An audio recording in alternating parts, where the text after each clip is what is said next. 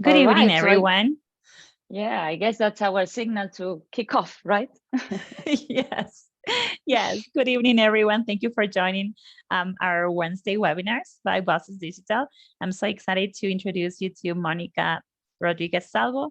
She is a presenter who specializes in social emotional learning. She will be sharing with us her expertise, and she has presented in several different national and international conferences. She's originally from Argentina, and I am so excited to have her here today. And you'll see how awesome she is and how much you can learn from her because it's amazing. So, Monica, Thank you, with that Lore. being said, the stage is all yours again. Thank you. Thank you so much. Thank you, everyone, for joining us today. I am saying hi from Buenos Aires, Argentina, in South America. I'm very, very happy to be part of this series of webinars. I'm really excited about sharing with this community. It's my first time, and I'm really very excited to learn that you teachers are joining us, and you are teachers of different languages. I love that. We are, together with Laura, we are teachers of English, of course, but it's good to have this wide variety, right, of language teachers, different languages teachers. So thank you for joining us today. We'll have a session together, and I would like to start, before I start sharing my presentation, I'd like to start by saying a couple of disclaimers, a couple of alerts, let's say, before we start, about what will happen in this webinar and what this webinar is not going to be about, all right? So first of all, this is going to be a very interactive sessions. I will be asking you to participate all the time. I do believe in experiential learning. I do believe that we need to do things in order to learn. So we'll be practicing that together, right? Together, you will be my audience. You will be kind of students today, although of course we'll be all learning from each other. But the idea today is to do things together, to practice, to have an interactive, fun session. There will be music, there will be loads of activities for you to consider taking into your language classrooms. And now what will not happen today, right? This is a session on well-being, and my focus will be teacher well-being. Although you will notice that many of the activities that I suggest today can definitely be adapted for your classroom, for your students. But today I want, and we wanted to give you a treat, okay? We wanted to, as I always say, care for the caregiver. We teachers are caregivers, but we also need to receive some care ourselves. So my focus today will be a little bit more, let's say will be an 80-20, but 80 really focused on teacher well-being, 20% focused on student well-being. And this is a session about teacher well-being, but this will not be a session on toxic positivism, as I call it.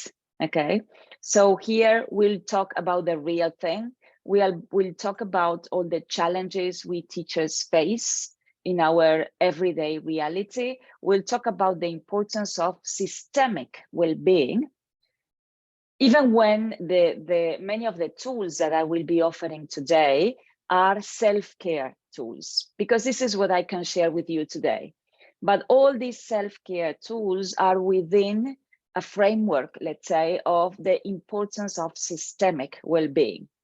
So we really need to spread the word. We really need to become aware. I know that in United States, maybe you are a little bit ahead of us in terms of systemic well-being and the importance institutions might place on our conditions, on our different levels of wellness for all our different spheres and universes as humans.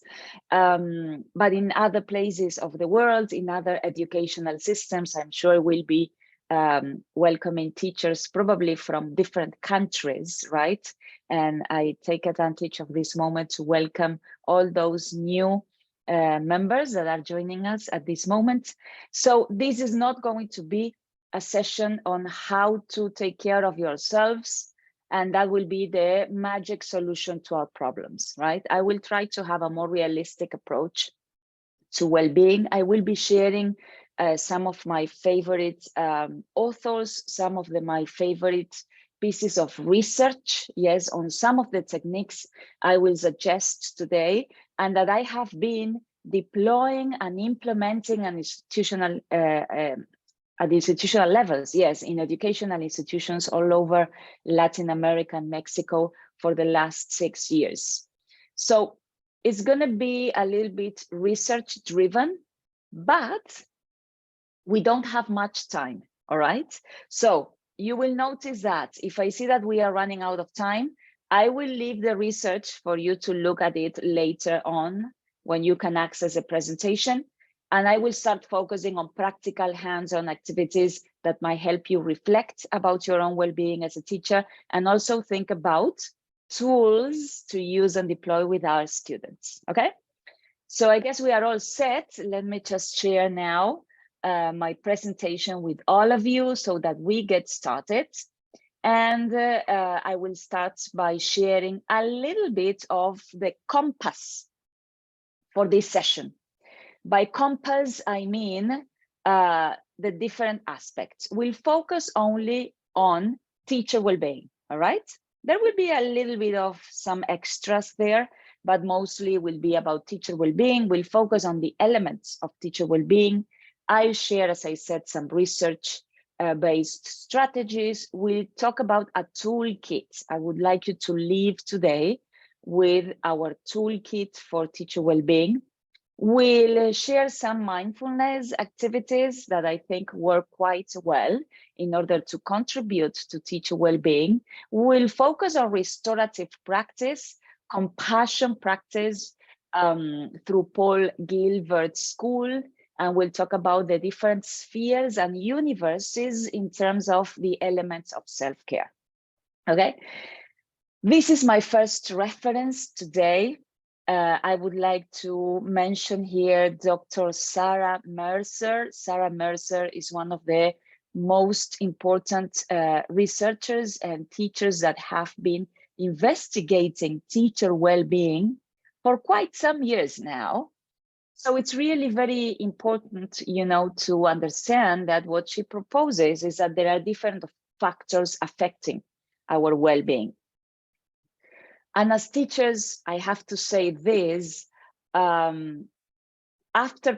before pandemics was one story, during pandemics was a completely different story, and after pandemics is a completely different world, right, that we are teaching. And I guess that these three factors are still very important. On one hand, we have, as I said before, the institutional ecology and leadership. So again, I am advocating here for systemic focus on teacher well-being, right? We might have an array of resources for personal self-regulation, tools for decreasing stress, for feeling better, for being in presence when we teach. But the systemic approach is undeniably the most important aspect that we need to fight for. Our institutions need to place not only focus, but only resources on developing, again, systemic well-being. And then, of course, we have our teacher professional life. This is nothing new to anyone. We live very hectic lives. And the life of a teacher, and I don't want to sound negative here, the life of teachers is quite draining. And this is mostly because what we do is emotional. And we are emotional beings. So it's not only about sharing ideas, sharing knowledge, marking papers and marking exams is an activity, it is a profession that is profoundly emotional. And anything that is emotional is compromising ourselves at different levels, right? So our teacher professional life is extremely hectic. It's becoming more and more and more hectic every single day. So this is a sphere, a universe that we really need to take into account. And then, of course, our own personal life, because believe it or not, and this might sound a little bit weird for our students, we are humans and we do have a life, right? Our own life, and it's not, sometimes our students, when I talk to kids, they say, oh, but oh, and you, okay, you have a family and you have a house. It's like, you're a human. I can't believe it. I thought it was, you were only the teacher, right? Okay, it's not like that. We definitely have to juggle and balance all these different spheres in our life when we want to talk about teacher well-being. So today, I'll be focusing a little bit on the green and the brown areas on our professional and personal life as well, right, as teachers, because I want you to leave the session with ideas, with resources, and with activities that might help you and your students eventually if you adapt them and adopt them. I would also like to make a reference to the work of Martin Seligman and the PERMA model that has been around for some years already, but it seems to be now more contemporary than ever when we talk about the importance of optimism, positive emotions, engagement, our relationships universe, finding meaning and purpose in what we do as teachers, and keeping up our own sense of achievement. We teachers are really very, very good at praising and celebrating our students' achievements. But my question throughout the session today will be, how good are we at celebrating, recognizing, and inhabiting our own achievements? So the PERMA model is still very, very current. It's still very, very real for all of us. And Martin Seligman has done extensive work on this. So let me open up my chat window because I want to interact with you through the chat at least. And this is going to be our first activity. Are you ready for the first activity? Type a big yes in the chat if you are. This is going to be the calm preserver. This is not a life preserver. We all know what a life preserver is. You've got a picture there. But today we will create our own calm preserver, which in many aspects could also be a life preserver, mind you, right? So let me, oh, I did something wrong. Okay, let me just go to the presentation again. Here we are, the calm preserver. All right, so this is what I need you to do, my dear teachers. I need you to get a piece of paper and a pen. And I will ask you to draw, I need a page, yeah. I need you to draw something similar to the life preserver that you see there on the screen. So I need you to draw something like this. I am a terrible artist and a worse drawer, but I want you to do something like this, okay? Let's draw our own calm preserver.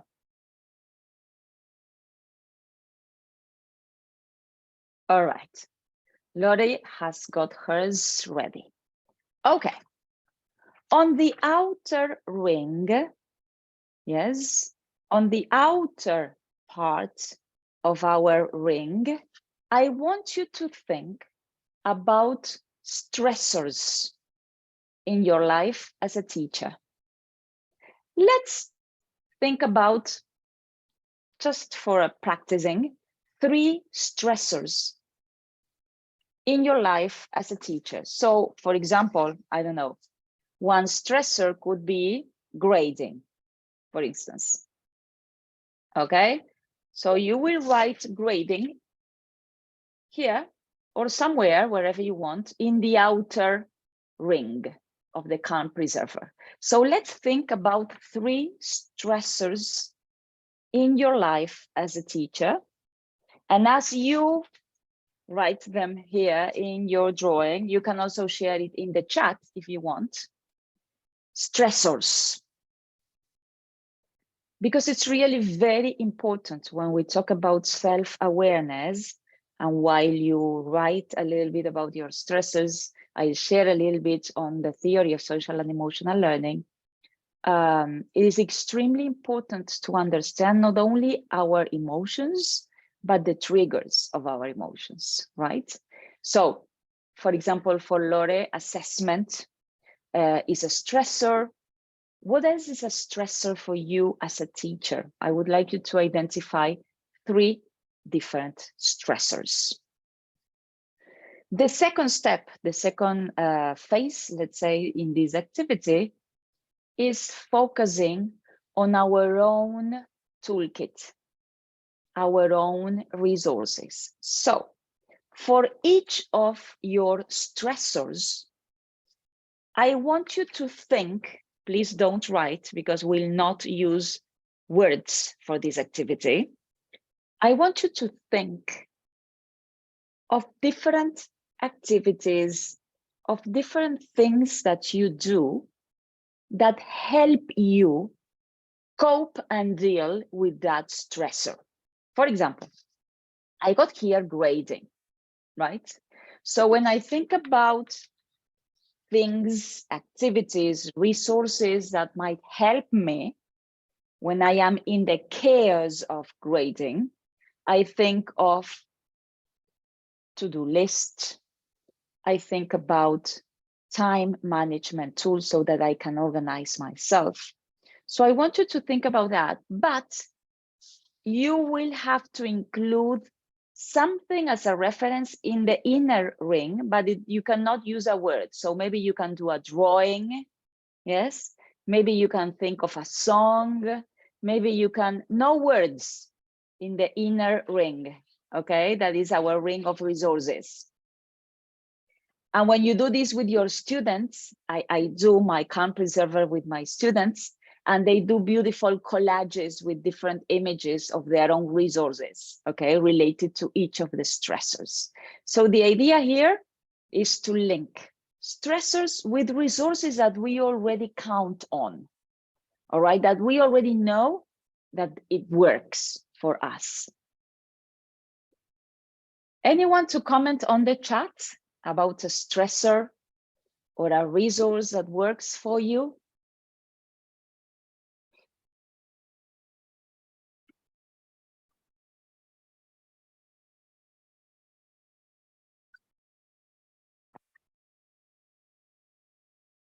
Music, Rebecca, absolutely.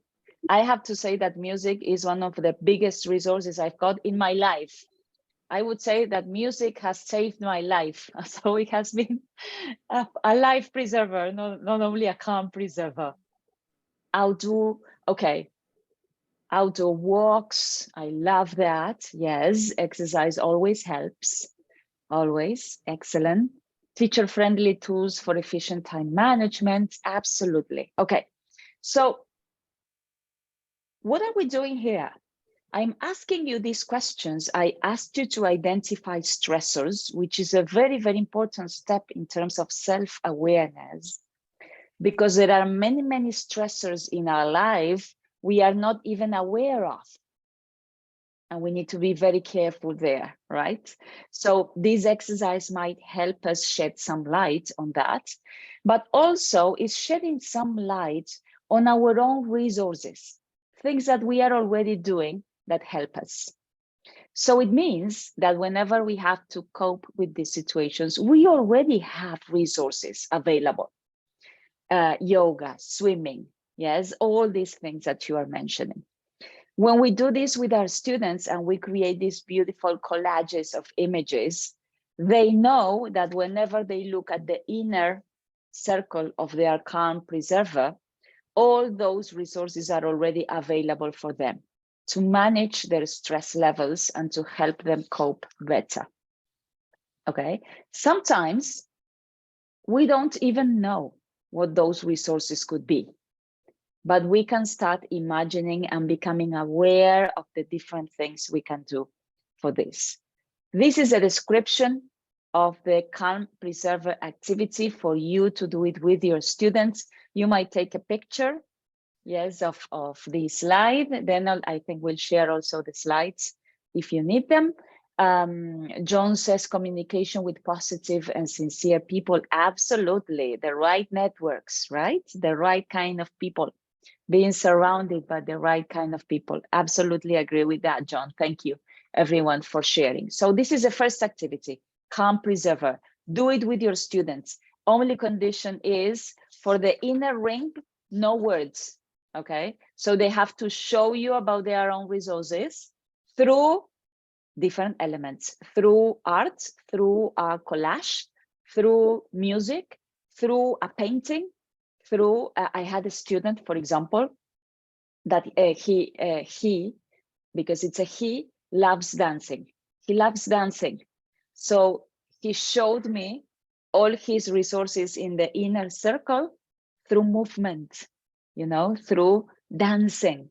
And it was lovely, you know. When we do this, the same activity you've just done, we are helping ourselves and our students become aware of one of the most important things in terms of emotional regulation. That is not only identifying, inhabiting, naming our emotions, but recognizing the triggers, in this case, the stressors. And not only that, but also helping our kids know that there are things they can do to decrease the level of those emotions. And that is empowering. That is empowering ourselves, that is empowering our students to know that there are things we can do to have better lives, to live better lives, to be more connected with ourselves and with emotional regulation, basically, okay? So this was the first activity, my dear teachers. That's why we have the jumping suitcase here, which means this is a takeaway activity for all of you. Now, I want you to introduce you. We'll do this quite fast. Because we would need like 2 or 3 hours of practice for the whole model. But I want to introduce you to a certain model, a little model that I created for teacher well-being, that is precisely the DBI strategy. And that stands for, that stands for decelerate, breathe, and ignite purpose, and ignite the flame of purpose in our lives. So I will go through each of these steps. First, decelerate, then breathe, then ignite purpose. And this is going to be the DBI tool, which hopefully will also help you with some techniques and activities aimed at teacher well-being. First of all, we need to decelerate. We live such a fast-paced life. We are running from one place to the other. I don't know if this is your reality, but for example, here in Argentina, teachers, especially secondary school teachers, teach at many different institutions. So they run, we call them taxi teachers, because they run from one school to the other. This is very stressing. The sense of belonging is not really very present for most of those teachers. And we keep on running, right? The speed, the velocity of our lives is really very high, and that is really stressing. So what I'm proposing here, my dear teachers, is to stop for a second, to decelerate, to slow down, and to switch off, at least for some minutes, our automatic pilot. You know that recent research is telling us that 80% of the decisions that we make on a daily basis are made on automatic pilot. 80%. That's a lot. That's too much. Okay. So I am proposing here to slow down a little bit. Now we'll have our reflection minute. What is a reflection minute? I will be sharing some powerful questions on the screen, and I will ask you to write down in your notebooks ideas, feelings, emotions, whatever comes to you when you read these questions. Yes? So my first question, my first powerful question is, if we are the ones that manage our time, how many times do you allow yourself to take off, to switch off the automatic pilot? A day, how many times? Second question, if you do all the time, are you being? And here, through this question, I am bringing to you the contrast between doing compulsively at a very high speed and being, in contrast, being in presence in what we do.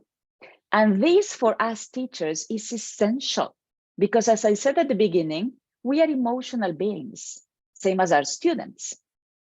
If we are not in presence in front of our students, we are missing a lot, okay? So are you being through your doing? And from 1 to 10, what importance do you allocate to your self-care and to your own moments of silence? So let's take just 1 minute for you, my dear teachers, to shut down some ideas and reflections on these questions. And you might as well, you're very much welcome, as John is doing, to share in the chat. When I arrive home, okay, that's great. And that's a very good point, John, because sometimes when we get home and our family members, whoever, our pets, whoever lives with us, get the last scratches of who we are. And that is not fair for all of them, okay?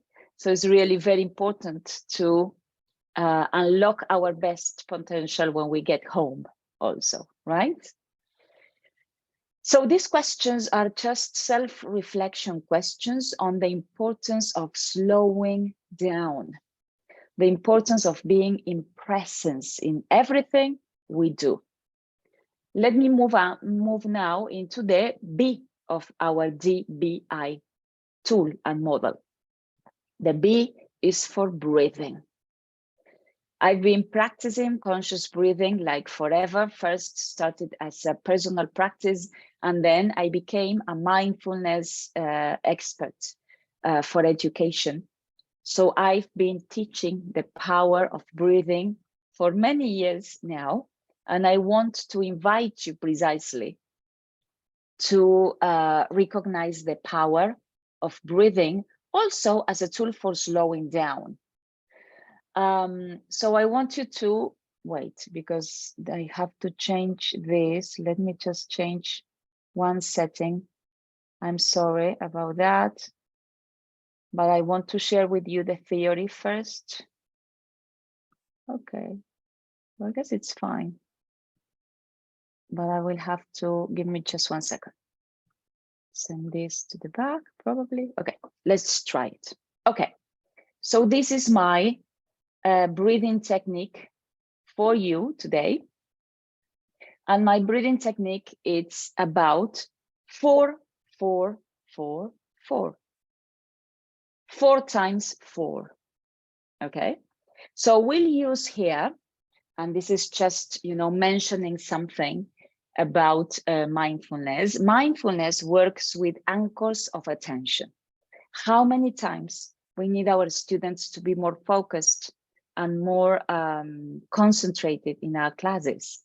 How many times we teachers need to slow down so that we can connect better with our students? This is a nice technique to use for breathing. So it's 4 by 4. We will take 4 times for inhaling. We will retain the air 4 times. We will exhale in 4 times. And then again, we'll retain without air for 4 more times. Okay, so it's also called the square breathing technique. Why am I suggesting that it's a square? Because when I do this activity with students, I invite them to draw an imaginary square with their finger while we do it. In fact, you will notice that when we do the activity now, I will be doing it also with my finger. And this is because we are helping our brain anchor attention. And we do it through two different factors in this exercise. The first factor is breathing, and the second one is counting, right? So we are kind of tricking our mind into being here, now, and not scattered all over the place, as in general we do. So shall we practice it together? Now, yes, we should have a video. No, let me just bring the video. Where is the video? Now I put it at the backwards and it kind of disappeared. Where is my video? Let me just check if I can do it. Okay, let's do it with the music only, okay? You will do it at your own time. So I will invite you now to sit comfortably on your chair, right? Try to relax a little bit your shoulders, move them a little. Let's try to separate them from our ears. There needs to be space here. In many cases, when we are tense, we are like this, right? So let's create some space there. I will invite you to place your feet on the ground and simply feel your body just where you are. And then we'll do together this breathing exercise. Remember, it's 4, 4, 4, 4. So we'll listen to some music and we'll do a couple of rounds around our square, shall we? So we'll inhale in 4 times, we'll retain the air, we'll exhale, and then we'll retain the air once again. Ready? Ready to do it with me? Let's play some music. And you do it on your own time, at your own time, right? At your own pace. 4 times.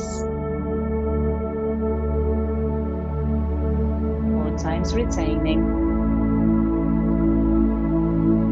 4 times. No air. 4 times. And then we go again. And each round should be slower than the previous one. And we exhale. No air. Until we inhale again. Retain. Exhale. Slower, longer breathing patterns. And this is how we worked with our square breathing technique.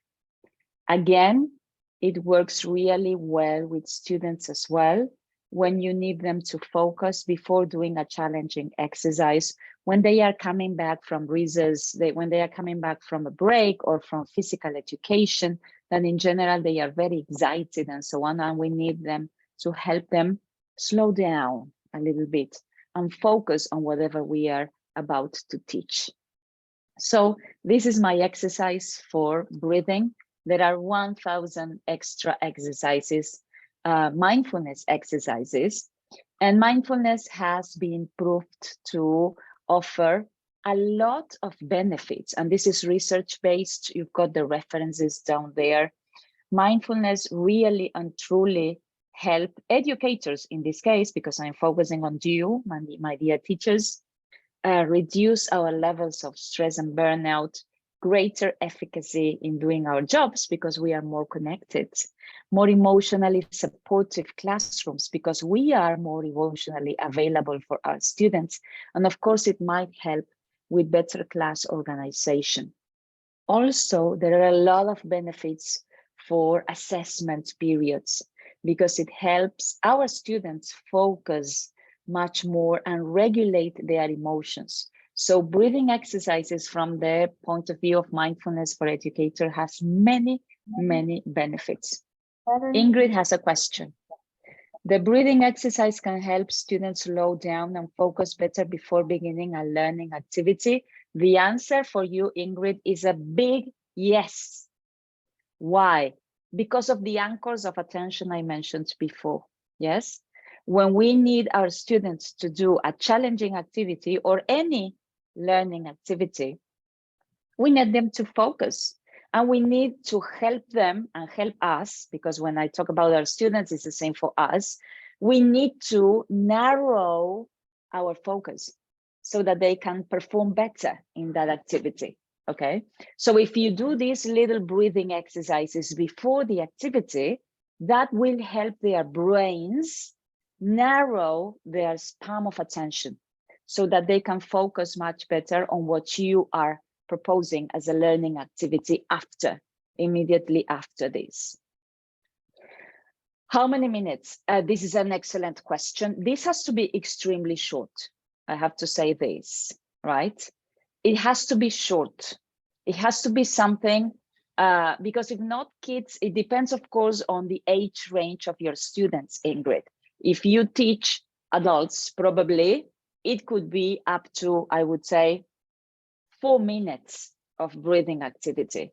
If you work with kids, it has to be no longer than a minute or two maximum. All right. It has to be short, because if not, they start getting distracted again. But at the same time, it's a very good practice, because when they start getting distracted, you can ask them to come back to their own breathing. So whenever a thought comes up or pops up, they might go back to your breathing. This is an excellent exercise if you are having a difficult conversation with someone. If you are having one of these difficult conversations with supervisors, with parents, with coordinators, with a colleague that might be you are having a conflict with, this is excellent activity for calming down our brain. Okay, 90 seconds would be perfect, depending on your student's age. What's your student's age range, Ingrid? High school. Okay, yeah, I would say no longer than 2 minutes again. Yeah, and what works for me a lot with teenagers, with high school students, is to share with them the benefits of training our brain. So whenever I talk to adolescents and teenagers about mindfulness, I never, in fact, use the term mindfulness. I talk about mind training, and I talk about mind tricks, and I teach them what we know about our brain from the perspective of neuroscience, you know? And I share with them that if they do these kind of activities, it might feel a little bit clumsy and uncomfortable at the beginning, but then they will be able to focus better. They will be able to play sports better. They will be able to train their minds so that they can get better results and perform better at anything they decide. And this is something they love, right? So what I recommend is no mindfulness words or anything, just talk about mind training, right? And share with them what we know from neuroscience about the brain, about how our brain works. I do believe that we should all be educated on how our brain works. And we could be able to study better, to create our own techniques, but unfortunately, that is not much the case in many cases, right? It has been proven, and there are many papers, a lot of extensive research on how important it is to be mindful at work, and how that connection is closely linked to regulating our emotions. Okay, so if we are more present in what we do, our stress is reduced, negative emotions are also reduced in their intensity, anxiety can be lowered down, depressive symptoms, burnout, everything we know comes in many cases, unfortunately, as side effects of the very high pressure that we teachers have to face every single day. But self-care is not only about breathing, right? Self-care is about so many other things.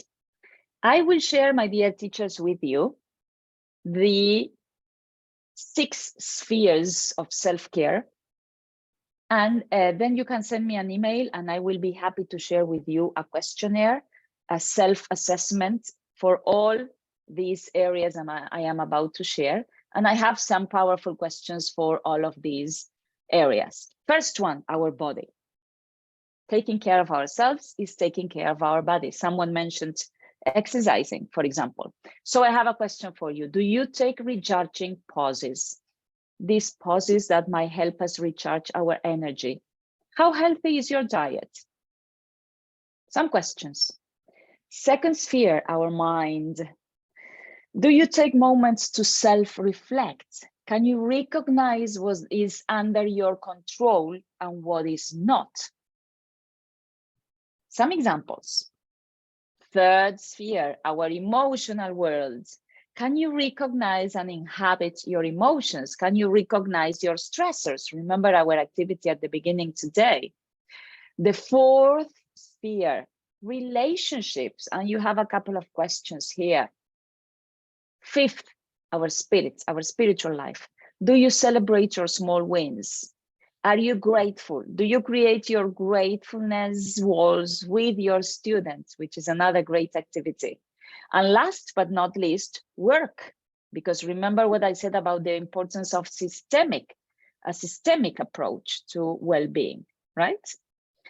So there is a self-care assessment. I will be happy to share it with you. I have it in PDF. So you can just send me an email and I will be happy to share that document with you. This is an example of one of the areas, right? Self-care, self-assessment. You will have to rate yourself from 1 to 4 on different aspects for each of those spheres. And you will notice that the act of doing these yourselves will start triggering ideas on how to better take care of yourselves. All right, so very happy to share that. Okay, I want to move now into one of my favorite authors on compassion. Compassion is extremely important. That is Paul Gilbert. Paul Gilbert has identified, and this is a great book. Let me just share with you. This is a great book. I recommend you to read. This is sorry. I don't know if you can see it. The Compassionate Mind workbook. Yes, it's by Chris Irons, but it's part of Paul Gilbert's team. And basically, what Paul Gilbert suggests after many years of research is that we have 3 different systems. We have 3 different emotional systems, okay? And those emotional systems, again, I'm having a problem with my pictures. I'm sorry. Let me just move this. So our emotional systems are different. They are 3. And we've got our red system. Our red system is about threat. It's our defense system. It's associated with chemicals in our brain, such as cortisol.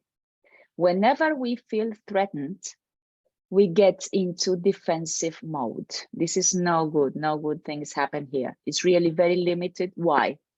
Because executive functions of our brain do not happen when we have a very high level of cortisol in our brain.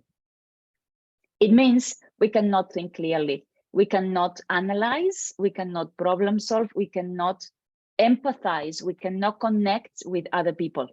All right. But then we've got our beautiful, beautiful, beautiful green system. Our green system is for calm. All right. So this is when we do things. Remember our activity at the beginning of the session today. Which are the stressors? What can you do to decrease those stressors. And then we've got our blue system. And the blue system, of course, is related to everything that has to do with competition. It's about our drive, our energy, our seeking for more, right? It's, for example, it's really very, very necessary to have all the three systems together. We are clear about that, right? People that are extremely competitive and in sometimes not very healthy ways have a very, very big blue system, okay? So they are over-investing, let's say, in their blue system. But of course, what I want to say is that we are something like this, my dear teachers. We humans are a combination of these three systems. And what is wonderful is that whenever we feel our red system is a little bit exasperated, there are things we can do to balance that, because we will need to invest more in our calm system. So maybe, as you said before, you go for a walk. And so have a look. Your green system becomes a little bit bigger. And maybe you decide to take a meditation. So you continue investing on your calm system. And then you say, I love dancing and I love singing. So I will dance and sing for some minutes. An extra contribution to my green ball. And it becomes bigger and bigger until it's bigger than the red system. Okay. So tell me in the chat, at this very moment, which system is bigger for you? Which ball is bigger for you? The green, the red, or the blue? Which one is bigger at this very moment, my dear teachers? There you go. Yes, the Compassionate Mind workbook. Exactly. That's the book I was referring to. Green. Okay. All right. I am in green too. And remember that these are also emotions that are associated with some levels of wellness, right? When we feel content, when we feel calm, when we feel that we are in control. Whenever the red system takes over, we are no longer in control, right? Green system is bigger during class, the red system is bigger. That's a very, very honest answer. Thank you, Ingrid, for that. That is what happens. And that is what happens to most of you, because again, teaching is really very challenging. So remember, there are things you can do to make your green system bigger. Have this present while you are in class, Ingrid, yeah? Because if we are in automatic pilot, as I said at the beginning, we cannot identify these different systems, okay? All right, I think I have to move forward. Ooh, I turned off the video, sorry.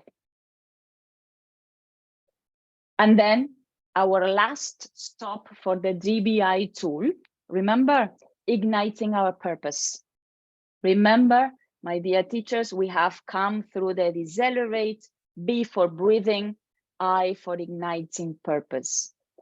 Igniting our purpose as teachers. What makes you feel truly alive at work? What are those moments that you cherish with your students? When do you feel you are offering 100% of yourselves? Those are the moments that you are connected to your purpose. So whenever we go through all these challenges that we face every single day with our students, take a couple of minutes to be grateful for those moments that you cherish as a teacher. Maybe it was a note by a student, maybe a drawing. Maybe you met a student at the supermarket during the weekend and they said, you were the teacher that changed my life. Okay, so remember and cherish those moments because they connect you to your purpose and to the impact that you, my dear teachers, create in our students' lives. We are blessed enough to get a living from a profession that is profoundly humanizing, right? And that is a blessing. So don't forget about that. And that is being in the flow, in the state of flow. Whenever we are in our state of flow, we are aligned to our strengths.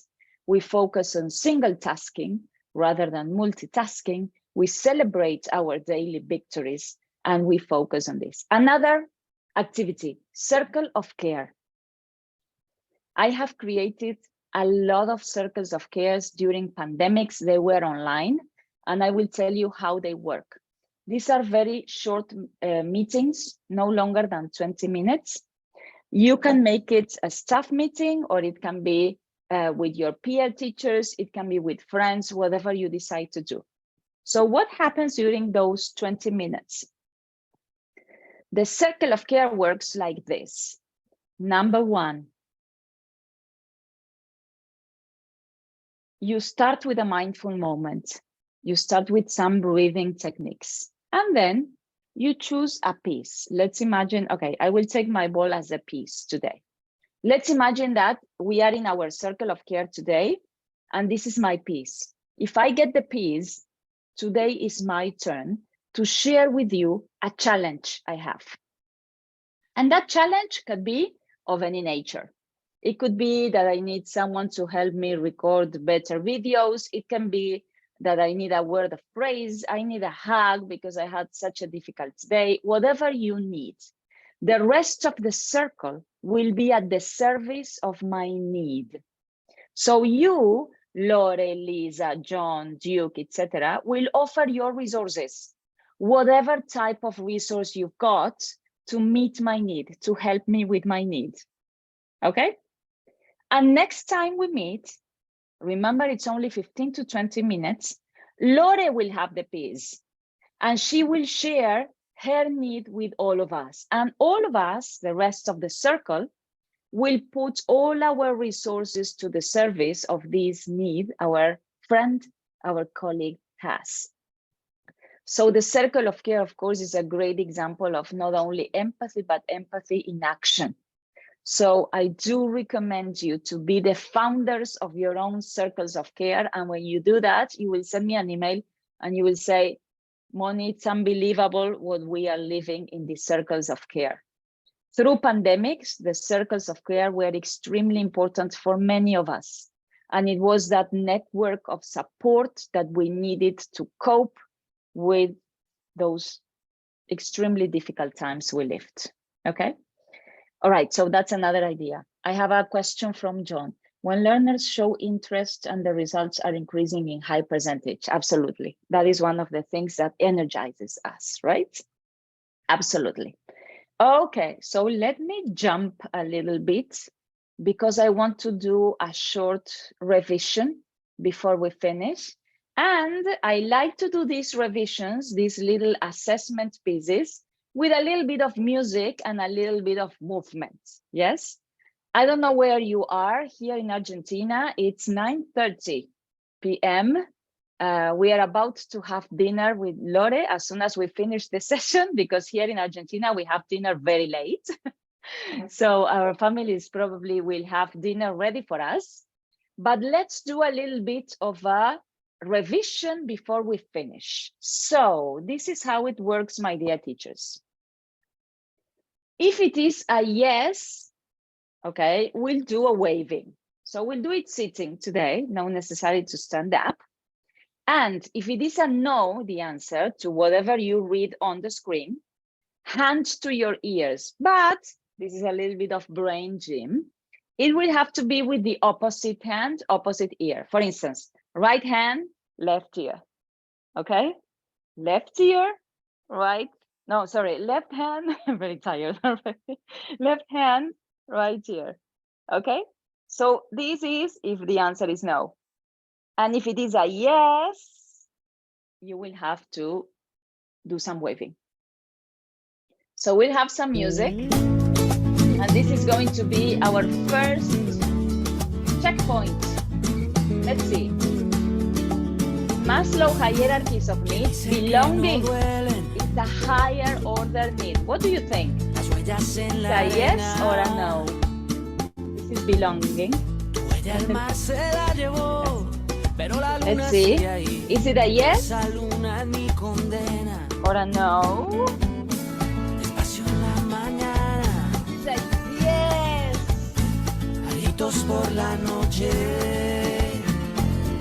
In Maslow's hierarchy of needs, belonging is a higher order need. It's of course in the middle of the pyramid, okay? But remember something I mentioned in a webinar the other day, social pain is equivalent to pain, okay? So it's a very, very high order need. Okay, let's go with the second one. Let's see. In the DBI model, remember, I stands for introspection. Is that right? This is a no. No. What does the I stand for in the DBI model? Remember, it's ignite purpose. Thank you, Ingrid. You're paying a lot of attention. Excellent. Number 3, for you, my dear teachers. One of the aspects of self-care, remember there were 6 aspects.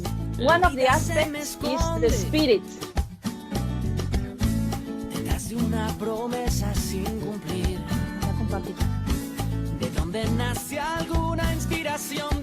One of the aspects of self-care is the spirit.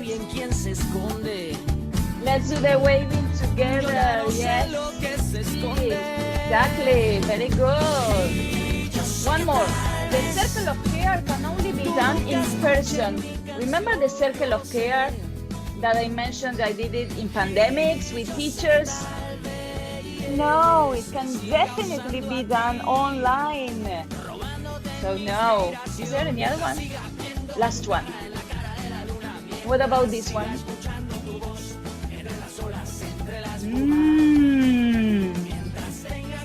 This is another no.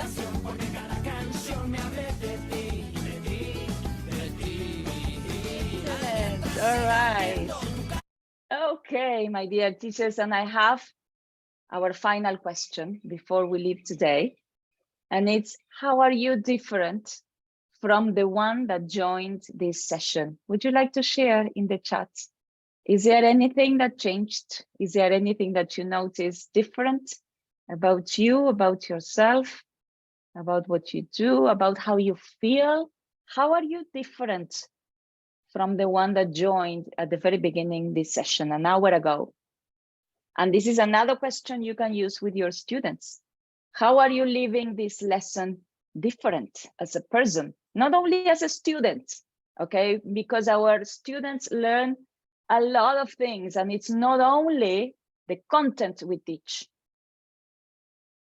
Okay, I feel much better. This small group wellness session was very interesting. I'm more relaxed and hopeful. I have tools. Great. I love those comments. Thank you so much. And I guess this is all for today. Let's leave a couple of minutes before we finish for your questions, for your comments. Thank you for participating in this webinar. Thank you for being there, for your reflections. And I will type my, let me just stop sharing. And I will share my email address in case you are interested in getting in touch, or also remember the self-care questionnaire I mentioned, right? So there is my email address. Okay, so thank you so much, Moni. Comments? Yes. I guess yes, that they can turn on their microphones now, right? Yes. So that we chat a little bit. That would be great. Yes. Okay. So you can go ahead and ask all your questions, share your comments before we finish.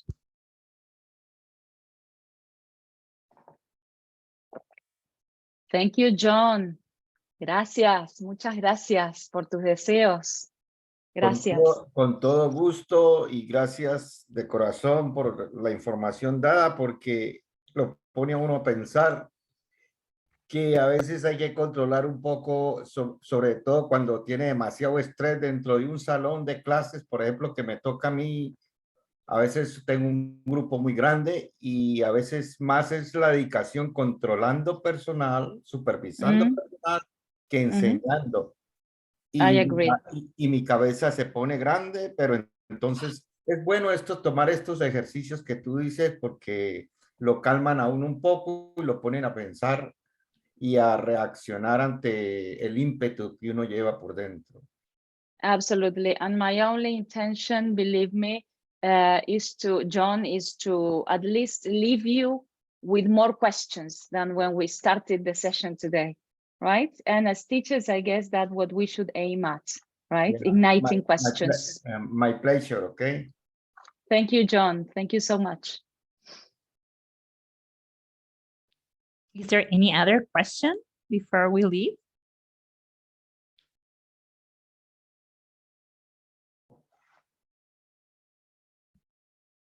Well, you guys all have Monica's email address information. You can also address your information, your questions, or any information that you like. You can send us an email. So we are so blessed today to have had Monica present and share all these wonderful Thank you so tips much. and toolkits. So we look forward to having more sessions like this with you, Moni. And thank you everybody for joining our webinar sessions. And you know, the recording will be available within the next couple of weeks. So if you would like to, you know, replay it or get, you know, stop it and pause it, you're feel free to do it. All right. So I'm going to stop the recording. Thanks again. Okay. Thank